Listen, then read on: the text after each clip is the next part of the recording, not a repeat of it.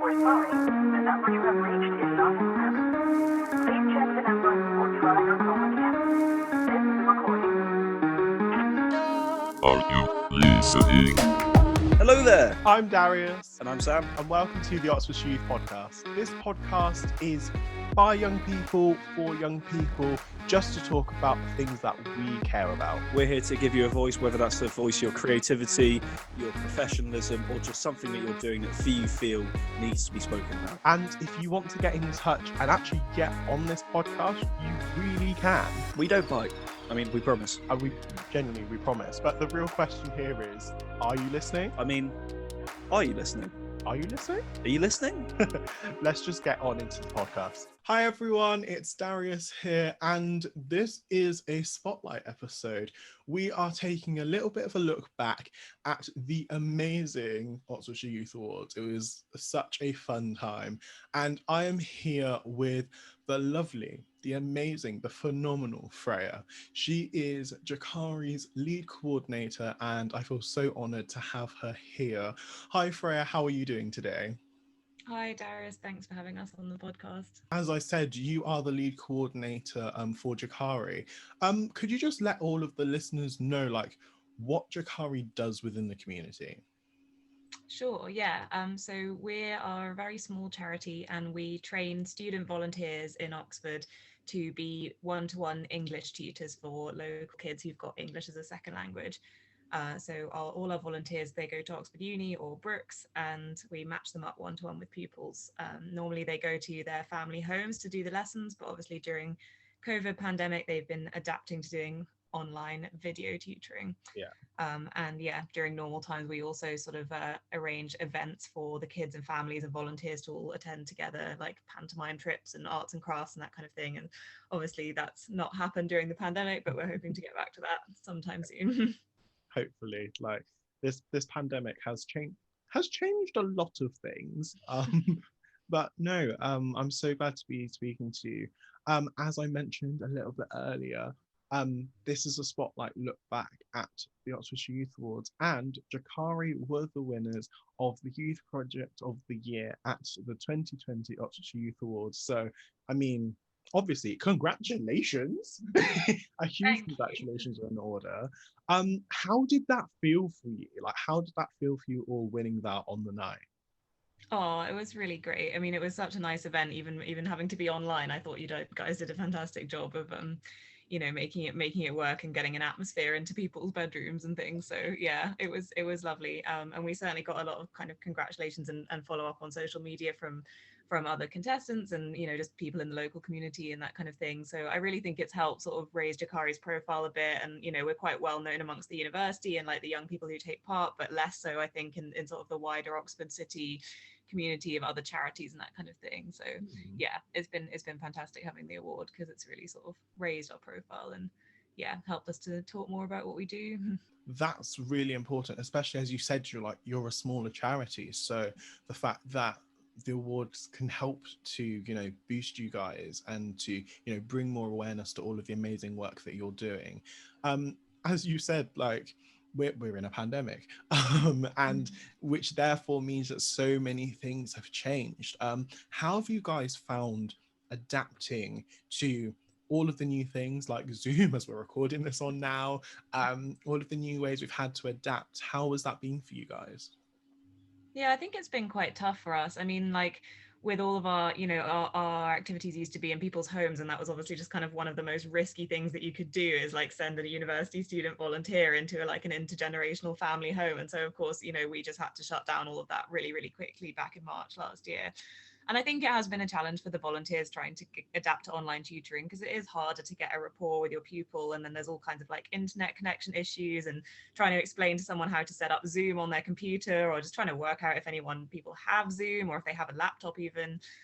A lot of kids only had to borrow mum or dad's smartphone to do the lesson, and they'd have to just do a WhatsApp call, which has more kind of limitations than Zoom and Google Meet and all of that. So I think it's been a real challenge, but I've been pretty impressed with the volunteers and how enthusiastic they've been to give it a try and just to kind of troubleshoot some of these problems. And yeah, I've all in all, I've just been really impressed by how many volunteers still want to take part and how people kind of are getting a lot out of it and like learning how to make it work. And I think it can be quite fun for the kids as well. I mean, like they've been able to do more things like playing like online games together, like English games, and you know, those kind of interactive websites where you can do a crossword together or whatnot. And I think it's kind of, people have maybe become a bit more creative about what they do and how they teach. So yeah, we've tried to make the best of it, but we are looking forward to going back to it in person when we can. Yeah, I feel like everyone's looking forward to the time where everything can return back to some sense of normality, where we can, you know, leave our houses and go and see friends and actually hug them and it not be, you know, wrong. Yeah, just have some face-to-face interaction with more people. And you know, and obviously that's why a lot of young people volunteer as well. It's like to meet new people and like to meet the wider family of their Jacari pupil and all of that. And you know, it has been lost a bit in this. But yeah, I still think what we're doing is really valuable in the pandemic context, just because, you know, as like with the school closures and everything, like the kids that we support tend to be kids who are kind of the most affected by that, either because they just don't have a lot of technology at home, or you know, it's harder for their parents to help them with the homework, or you know, just general communication with the school hasn't been great before, or whatever it is. So I think, like, you know, we've been trying to target those people who kind of need us the most and need that one-to-one support. So I'm really proud of what we've managed to do, even when it's been a pretty difficult time for us. Yeah, you definitely should be proud. So what's like the age range, and also what's like the language range that you have to like teach? Yeah, I mean, it's the languages is like a massive range. The ages, it's age 6 to 16 are the children. So, and then when a volunteer comes along, they can kind of like express a preference for what age of child they'd like to teach, because obviously people have got experience with different things. And the languages, I mean, yeah, I think we have like 36 different languages across all of our pupils, like a lot of variation. In Oxford, there's a lot of Arabic speakers, quite a lot of Pashto speakers. Portuguese is another big one. Urdu, yeah, those are probably like a kind of main four, but yeah, there's a huge range of different home languages. And we don't require the volunteers to speak the home languages of the kids. Like, it's more about like them learning to communicate in a simple enough way that even if someone's got very limited English, they can try to understand. So that's like a challenge for the volunteers as well, is to kind of get their communication skills so that they can make that work even when they don't necessarily speak the home language of their student. Yeah. Interesting.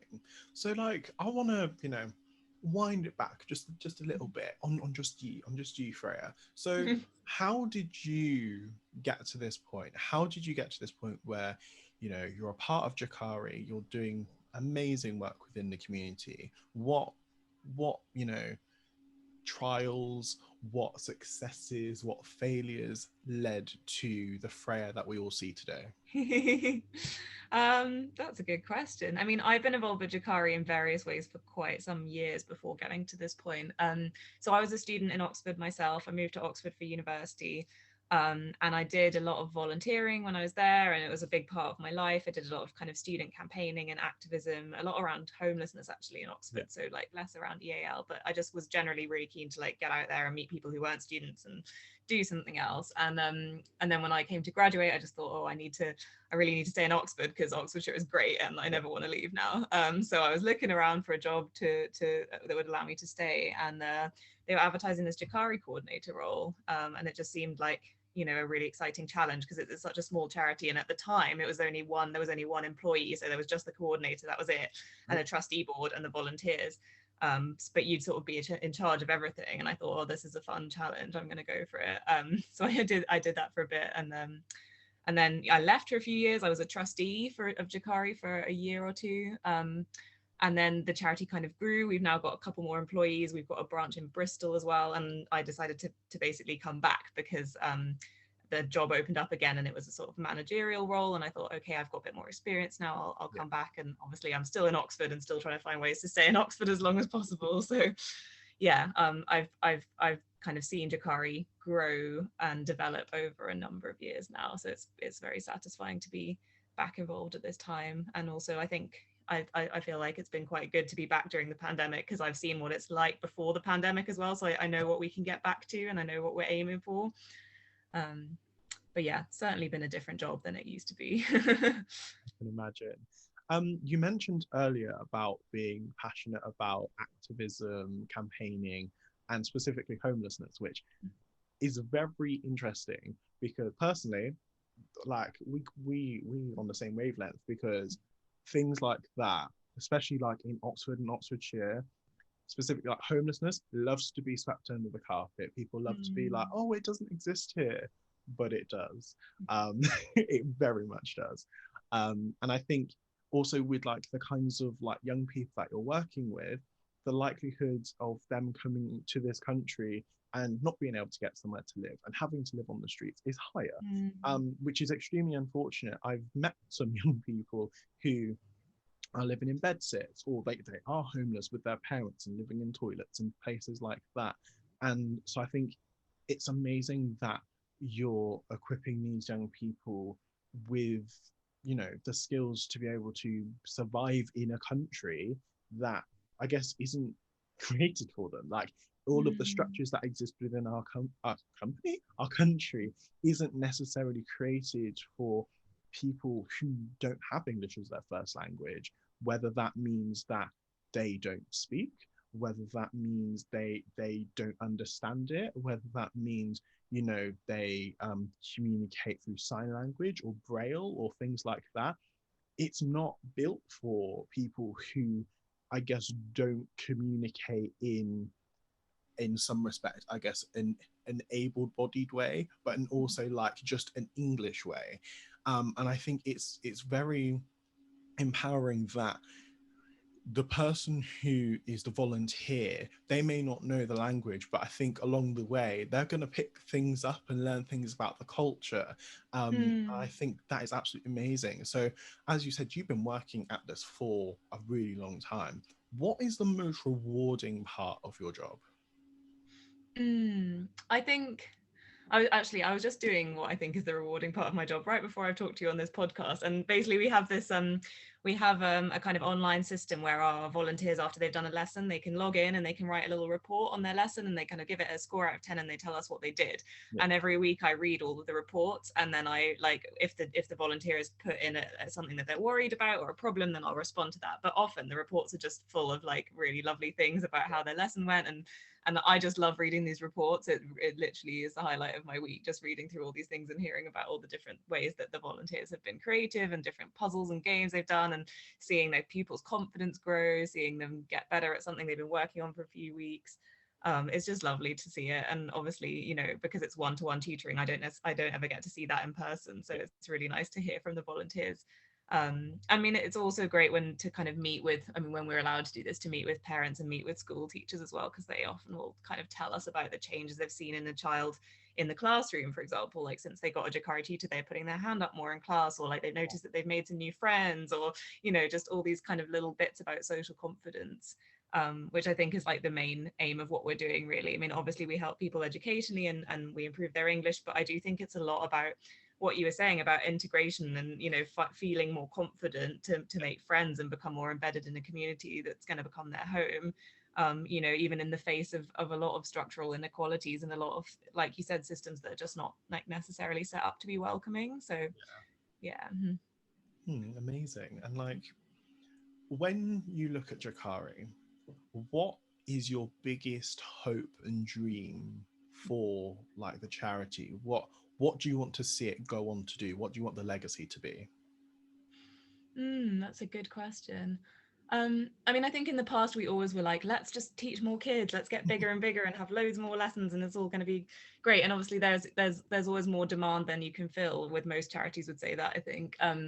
But, you know, I think for me it's actually less about like numbers and more about quality. So like, I think what I'd like to see is just like, you know, more and more kind of like us being able to develop good training for our tutors, being able to kind of like support them better, maybe doing some more sort of evaluation of our work, and also the other thing is sort of involving more young people. So something that we're actually going to do this year is we're planning to set up a youth advisory board, which is going to be like a collection of young people who are like kind of teenagers who've been tutored by a Jacari tutor, but they're kind of coming to the end of their time with Jacari. Okay. And we want them to kind of be a kind of a mini trustee board, and to kind of help us comment on our plans and engage with what we do next, and also sort of help us with evaluating how well our tutoring is working. So that's a kind of big plan for the next few years, is to get that up and running and to kind of get young people involved in even more ways than they currently are. So I'm excited for that. Yeah, that sounds brilliant, because I think getting young people involved, like in at like all levels, will, as you said earlier, will make them feel included, will make them feel empowered.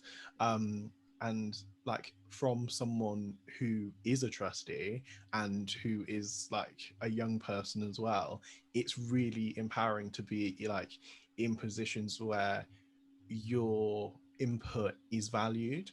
And I think young people will really, really benefit from that. So I think that's absolutely fantastic that you're considering doing something like that.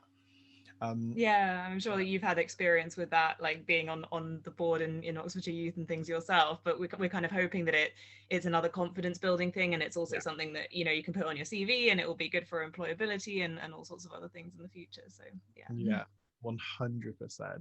Now, once again, I just want to congratulate you once again on winning, not just being nominated, but winning Youth Project of the Year award. We are so proud of you. Like, when having to come to all of the decisions that we had to come to with like who won what and everything was so difficult.